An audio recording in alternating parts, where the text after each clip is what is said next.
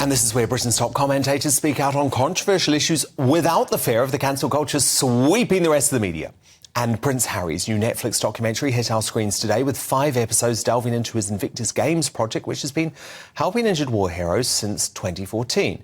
But the damaged Duke's troubled past was also investigated as he opened up about how his military tours of Afghanistan triggered the trauma of losing his mother, the late Princess Diana. Watch. Losing my mum at such a young age. The trauma that I had, I was never really aware of. It was never discussed. I didn't really talk about it. And I suppressed it like most youngsters would have done. But then when it all came fizzing out, I was bouncing off the walls. I was like, what is going on here? I'm now feeling everything as opposed to being numb. So, Paul Burrell, he's at it again. Maybe this will help people, but in some ways it felt a bit jarring given the documentary, the series, is actually meant to be about the athletes who've lost arms and lost legs. Yeah, well, here we go again, Dan. I have to question the timing of the release of this on the eve of the anniversary of the death of Princess Diana. This is a Netflix series which Harry has been contracted to perform and has been paid for. Of course, I have sympathy with him because I was there when his heart broke. I know the whole story. But surely, Dan, these private feelings should be dealt with behind closed doors. And by parading them in public, he's leaving himself wide open to attack.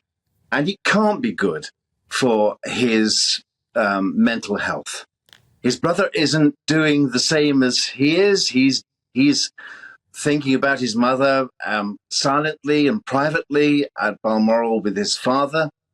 And I also think that this is, Dan, an attack again on the royal family, because in that documentary he says that there was no one there for him. Yeah, well, actually, and surely Paul, let's have a little look at that is an attack moment. on his father, his brother, and the late Queen. Well, I think you're right. So let's have a little look at the moment, and then I'll get you to react off the back of it, Paul.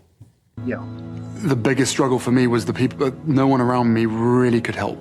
I didn't have that support structure, that network, or that expert advice to identify what was actually going on with me. Unfortunately, like most of us, the first time you really consider therapy is when you're lying on the floor in the fetal position, probably wishing that you dealt with some of this stuff previously.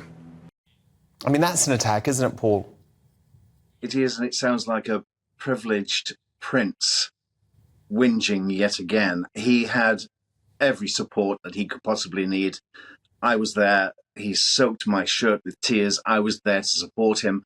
His father was there to support him. His grandmother was there to support him. He had an enormous support system behind closed doors. His brother did too. And, you know, I just can't help but feel, here we go again down the same old track. We're going down this track of oh, look at me because I lost my mother. Lots of people lost their mother. Lots of people lost their mother, their parents in road traffic accidents. Harry isn't alone in that. And I just feel that this is the wrong angle. Well, and he seems to have changed his story. Well, he seems to have changed his story too, Paul, because back in 2017, he was actually praising his brother William and saying that it was William who actually talked him into going to therapy. Now, all of a sudden, he's saying, no one was there for me. So was he lying then or is he lying now? Well, it suits him now, doesn't it, to tell this particular version of his story to support the Invictus Games.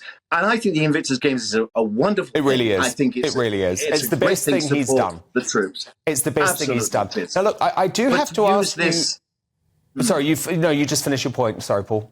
Well, to use this particular element of losing his mother yet again. I mean, he's used it in his book, he's used it in other documentaries. And how many times can he talk about this? Because, quite frankly, people in Britain are now thinking, well, actually, Harry, we're quite fed up of hearing you whinging about your life. And you live a wonderful life now in California. Why you keep bringing this up when your brother doesn't? Yeah, good point. It's time to stop. It's time to stop.